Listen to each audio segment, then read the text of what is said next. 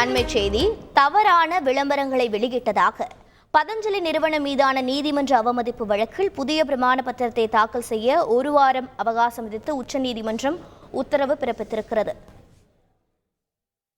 இது பற்றிய மேலும் விவரங்களை செய்தியாளர் வெங்கடேசன் வழங்கி கேட்கலாம். வெங்கடேசன் வணக்கம். உச்சநீதிமன்ற உத்தரவு குறித்த மேலும் விவரங்கள் என்ன?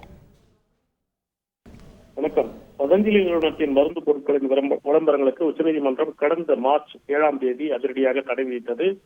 தவறான விளம்பரங்களை வெளியிட்டதற்காக பதஞ்சலி ஆயுர்வேத நிறுவனத்திற்கும் அதன் நிர்வாக இயக்குநர் ஆச்சாரியா பாலகிருஷ்ணனுக்கும் நீதிமன்ற அவமதிப்பு நோட்டீஸ் அனுப்பவும் உச்சநீதிமன்றம் உத்தரவிட்டிருந்த நிலையில் நீதிமன்ற அவமதிப்பு வழக்கு தொடர்பாக பதில் அளிக்காததை தொடர்ந்து தவறான விளம்பரங்களை வெளியிட்டதற்காக நீதிமன்ற அவமதிப்பு வழக்கில் பதஞ்சலி நிறுவனத்தின் இணை இயக்குநர் பாபா ராம்தேவ், நிர்வாக இயக்குநர் ஆச்சாரியா பாலகிருஷ்ணன் ஆகியோர் நேரில் ஆஜராக உத்தரவிட்டிருந்தது. இந்நிலையில் அவர்கள் இருவரும் நேரில் ஆஜராகினர்.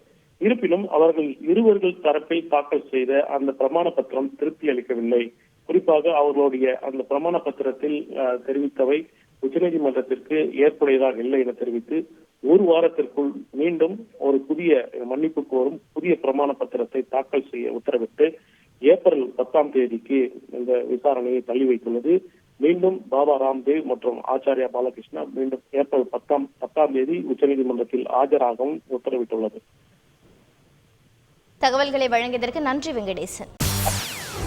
செய்திகளை உடனுக்குடன் தெரிந்து கொள்ள உடனே சப்ஸ்கிரைப் பண்ணுங்க.